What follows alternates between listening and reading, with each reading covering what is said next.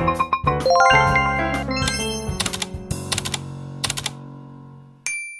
warahmatullahi wabarakatuh. Baik, pada kesempatan kali ini kami dari PAI 4G UIN Sultan Saifuddin Jambi akan melihat live report. Live reportnya yaitu adalah presentasi dari kelompok 3 di mana mereka akan membahas tentang judulnya desain karakteristik peserta didik.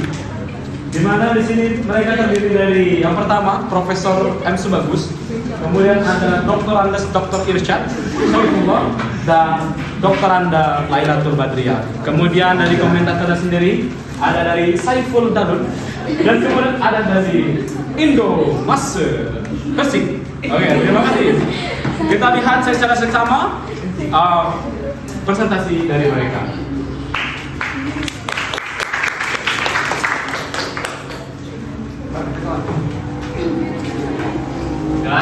Assalamualaikum warahmatullahi wabarakatuh. Alhamdulillahirrahmanirrahim. Wa bihi nasta'inu ala umuri din. Wassalatu wassalamu ala asrofil anbiya'i wal mursalin wa ala alihi washabihi ajma'in. Amma ba'du. Pertama-tama adalah kita panjatkan puja dan syukur kehadirat Allah Subhanahu wa taala yang telah memberi kita nikmat sehingga kita dapat berkumpul di kelas UIN Sultan Saifuddin Jambi kita cintai ini. Kedua, salawat serta salam mari kita tunjukkan kepada Nabi besar kita Nabi Muhammad SAW yang telah membawa umat manusia dari zaman kegelapan menuju zaman yang penuh dengan ilmu pengetahuan seperti saat ini. Dan saya hormati Bapak Jaya selaku dosen pengampu mata kuliah desain seksual PAI yang mungkin sekarang berhalangan. Ini kepada teman-teman yang kami hormati. Ya, di sini saya dari kelompok 3 yang beranggotakan saya sendiri Muhammad Rasulullah, ini ada Amsi Bagus, ini ada Lailatul Badriah. Ini kami akan menyampaikan materi yang berjudul dengan desain karakteristik peserta didik.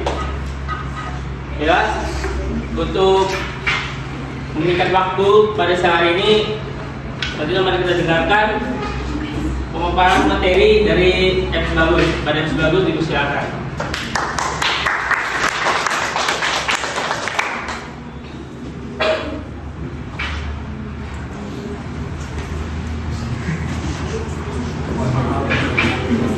Baiklah, sebelumnya bismillahirrahmanirrahim. Assalamualaikum warahmatullahi wabarakatuh. Waalaikumsalam. Alhamdulillahirabbil alamin. Allahumma shalli ala sayyidina Muhammad wa ala sayyidina Muhammad. Pertama-tama mari kita panjatkan puji syukur atas kehadiran Allah Subhanahu wa taala dan sama-sama mengucapkan lafaz alhamdulillah serta bersalawat kepada Nabi Muhammad sallallahu alaihi wasallam. Sama-sama mengucapkan lafaz Allahumma shalli ala sayyidina Muhammad wa ala sayyidina Muhammad.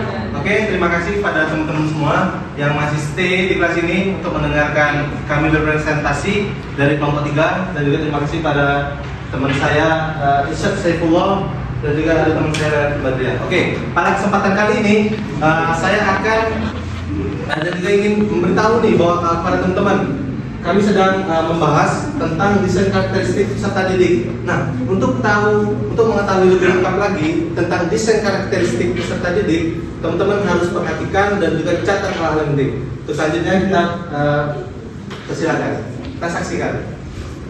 Oke, yang pertama desain. Tadi teman-teman semua sudah membahas tentang desain dengan saudara Iqbal yang sangat luar biasa. Jadi desain itu dari bahasa Inggris yang artinya apa? Rencana. Oke. Mungkin kita lihat. Untuk dari bahasa Inggris, arti dari kata desain adalah rencana atau rancangan gitu kan. Nah, lebih jelasnya adalah saya kasih contoh. Jikalau kita ingin jalan-jalan ke Kerinci misalnya. Ya, kita mau jalan-jalan ke Kerinci nih. Kita mau ngapain gitu kan? Kesana tuh mau ngapain baik? Gitu Nah, itulah yang disebutkan dengan desain. Ketika ke Kerinci mau ngapain be? Tujuannya kemana? Kita catat satu-satu. Contohnya, tujuan pertama ke ke rumah Halimah dulu, ya kan? Rumah Halimah yang dekat itu Sarangga kan. Terus ke rumah Fitri, itu. Habis itu ke rumah, bawa misalnya contohnya ya. Saya ketawa ya. Nah itu kan rencana yang telah kita buat. Nah sebelum itu lagi, rencana kita berapa nih total dana yang keluar, ya kan? Apa saja yang akan kita keluarkan selama kita dirinci. Tercatat nih kita runtutin dari atas sampai bawah, dari A sampai Z gitu kan. Ketika sampai dirinci, oh kita sudah tenang gitu kan. Kita mau ngelakuin sesuatu sudah ada gitu kan. Sudah ada nih. Misal mau ke rumah Halimah ya, ke rumah Halimah dulu. Terus yang kedua ke rumah Fitri, kita ke rumah Fitri dulu. Sampai nanti ke wisata-wisata yang lainnya. Nah itulah yang digambarkan dengan desain. Oke, next. Selanjutnya yaitu apa sih yang diperlukan supaya desain pembelajaran itu baik? Nah, jadi sebuah desain, tadi kan kita sudah berbicara panjang dari saudara Iqbal tadi menjelaskan desain, dan juga saya mengetahui menganalogikan desain dengan sebuah perjalanan tadi. Nah, ada nih bagaimana kita melalui desain itu bisa mempelajari yang baik. Oke, dari James Mr. M. Cooper. Oke, dalam The Teacher as a Decision Maker mengatakan seorang guru haruslah memiliki 4 kompetensi. Oke, silakan dicatat bagi yang merasa ini penting. Yang pertama yaitu memiliki pengetahuan tentang teori belajar dan juga tingkah laku. Jadi seorang guru, seorang pendidik, supaya desain pembelajarannya itu baik, dia harus mempunyai sebuah teori belajar dan juga tingkah laku. Teori belajar itu seperti dari mana dia ingin mendapatkan pembelajaran tadi itu. Itu referensi pembelajaran mereka dari mana. Nah itulah yang dinamakan dengan teori belajar dan juga tingkah laku. Yang kedua, supaya sebuah desain pembelajaran itu baik, haruslah perlunya memiliki pola dan juga sikap yang tepat. Ini kita seorang pendidik nih. Bagaimana pola kita yang tepat untuk mengajar kepada peserta didik tersebut? Nah itu yang harus dipikirkan oleh peserta didik supaya desain pembelajarannya baik. Untuk selanjutnya yang ketiga itu seorang guru haruslah menguasai dan ahli. Nah ini kita mau ngajari peserta didik nih, masa kita tidak tahu gitu kan? Kita harus tahu dulu apa yang ingin kita pelajari kepada peserta didik. Nah mungkin kita nak melajari ngaji misalnya, si Nur mau ngajari Agim misalkan, ngajari ngaji. Cuman Nurdi bukan ahlinya ngaji misalnya gitu kan? Nurdi ahlinya jualan misalnya gitu, ya kan? Jualan, cuman dia jualan bisa ngaji gitu. Kan misalnya si ngajari si Agim kan, nah jadi si Nurdi merancang lah tadi kan, apa-apa yang harus dipelajari tadi kan. Berarti Nurdi sudah punya potensi nih, sudah punyai bekal kan untuk mengajarkan. Nah, yang terakhir itu memiliki setidaknya dalam belajar. Setelah guru tadi mempunyai ilmu, sudah mempunyai bekal. Yang terakhir yang perlu ada supaya desain pembelajaran itu baik adalah memiliki skill dalam mengajar. Ini kita sudah punya ilmu, kita sudah konsep, nah tinggal kita terapkan di dalam kelas. Bagaimana seorang peserta didik itu, kita harus memikirkan peserta didik ini bisa nggak menerima pembelajaran dari kita. Contohnya, bagaimana caranya? Ya itu nanti kalian pikirkan sendiri, gitu kan? Kalian kan mempelajari tentang desain apa?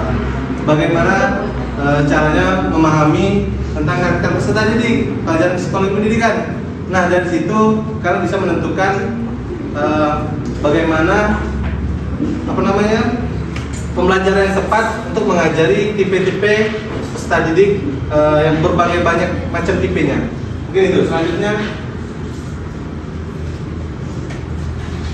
Oke, karakter peserta didik. Nah karakter, ada yang tahu karakter itu apa artinya? Silakan Julia, karakter itu apa? Karakter. Masa kita tidak tahu nih? Karakter, perilaku, sifat, lagi akhlak, ciri-ciri khusus. Nah, oke, dari semua penjabat dari teman-teman tuh, karakter itu sesuatu hal yang dimiliki oleh seorang dan di mana tidak dimiliki oleh orang lain juga. Jadi memang ciri khas dari lah. Misalnya nih, siapa ya? Si Lai misalnya, karakternya tegak misalnya gitu kan, karakternya tegak, soalnya keras, boy gitu kan, ya kerja kan. Nah, dari dibandingkan dengan cewek yang lainnya dia paling tegas gitu kan. Nah, ada juga kayak apa namanya juga masih santai, kalem gitu kan. Nah, itu kan karakter apa namanya juga masih. Ada juga karakter kayak Rehan kan.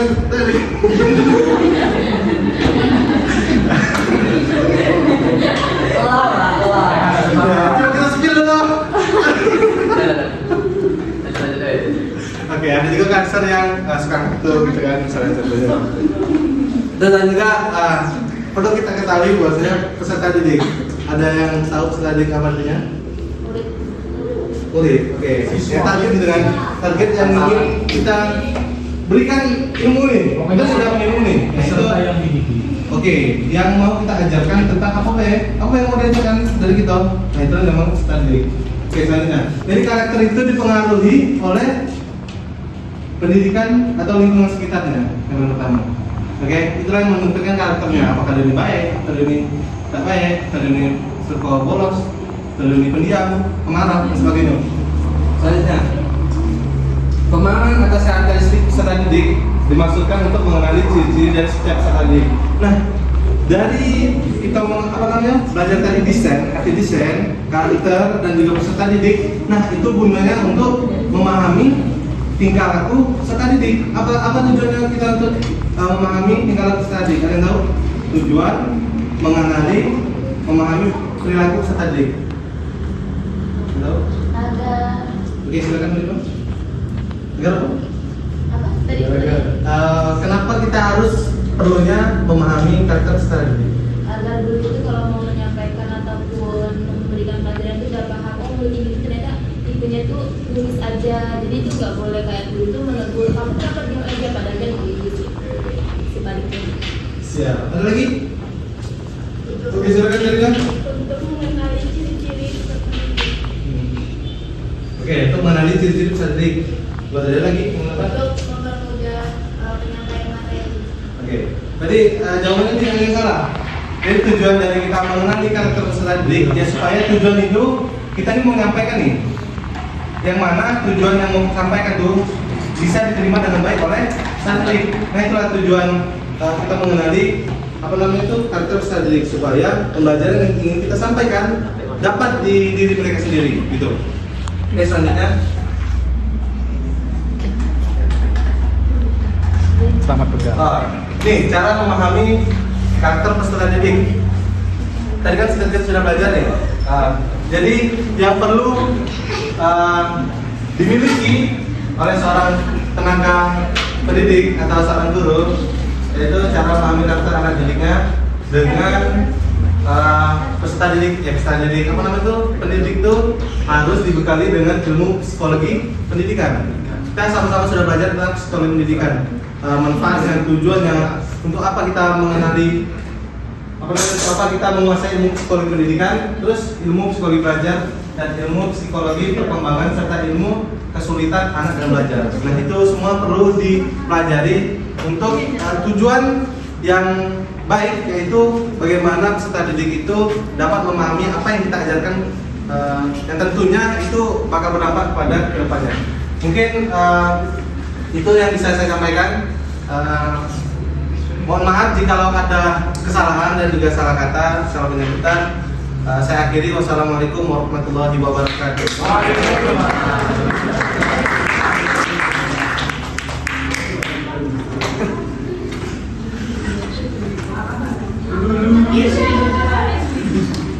Baiklah, barusan tadi kita telah mendengarkan penyampaian materi dari Mas Bagus.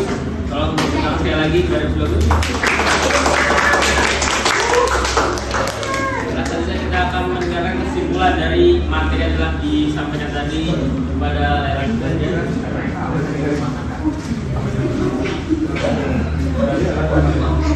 Assalamualaikum warahmatullahi wabarakatuh. Waalaikumsalam warahmatullahi wabarakatuh.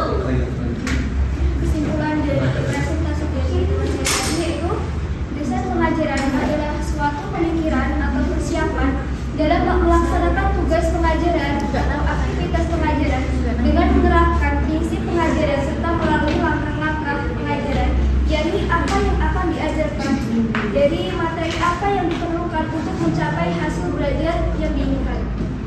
bagaimana cara mengajarkan serta prosedur pencapaiannya.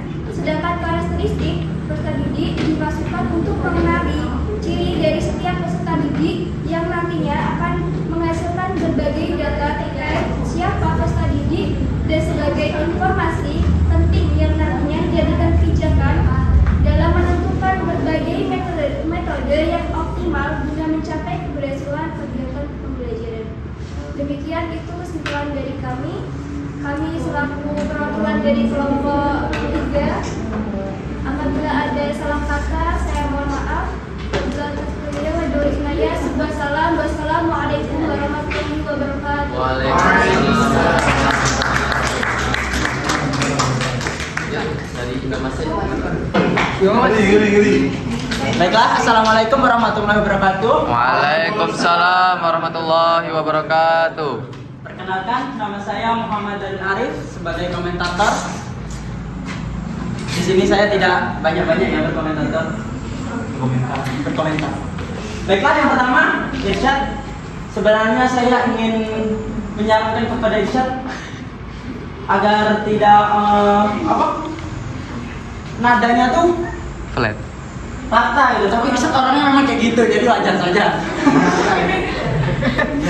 Yang keduanya, Irsyad masih mikir-mikir seperti nama dosen tadi agak lama penyebutannya. Mungkin cukup untuk Irsyad. Yang kedua, Subagus. Menurut saya Subagus masih terlalu serius dalam pembawaan, kurang bercanda. Kemudian audiennya masih ngantuk banget tidur. Itu bukan begitu. Karena saya tuh. Seharusnya lebih asik biar tidak tertidur. Itu bukan salah saya, Pak.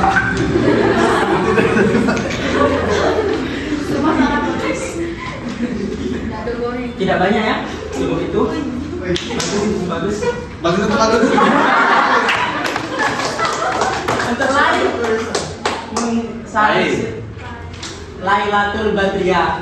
Saran saya mungkin untuk kesimpulannya dihafal. Mungkin sekian dari saya.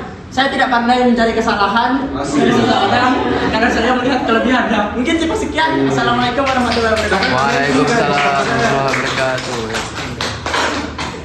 Assalamualaikum warahmatullahi wabarakatuh. Waalaikumsalam warahmatullahi wabarakatuh. Perkenalkan, nama saya Mbak Master. Saya di sini selaku komentator pada kelompok 3. Yang pertama yaitu Subagus. Menurut saya cara menyampaikan materinya sudah bagus dengan gerakan tangan. Tapi ada beberapa hal yang ingin saya komentari, yaitu ada pengertian tadi yang tidak dijelaskan terlebih dahulu, malah langsung mencontohkan. Selanjutnya yaitu tidak menggunakan bahasa Indonesia yang baik dan benar. Dan terus tadi pada penyampaian materinya itu berkacak pinggang.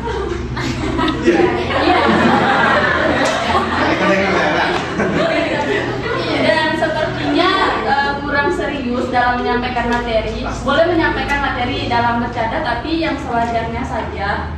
Dan interaksi dengan audiens sudah baik. Cuma itu. Selanjutnya Irsyad. Tadi kakinya goyang-goyang ya. Baik. Modelnya. Terus mungkin bisa dijelaskan terlebih dahulu mengenai materi tadi sebelum dilanjutkan oleh pemateri. Jadi bisa dibuka dulu dengan materi tentang apa sih pengertian desain itu. Selanjutnya kepada Laila,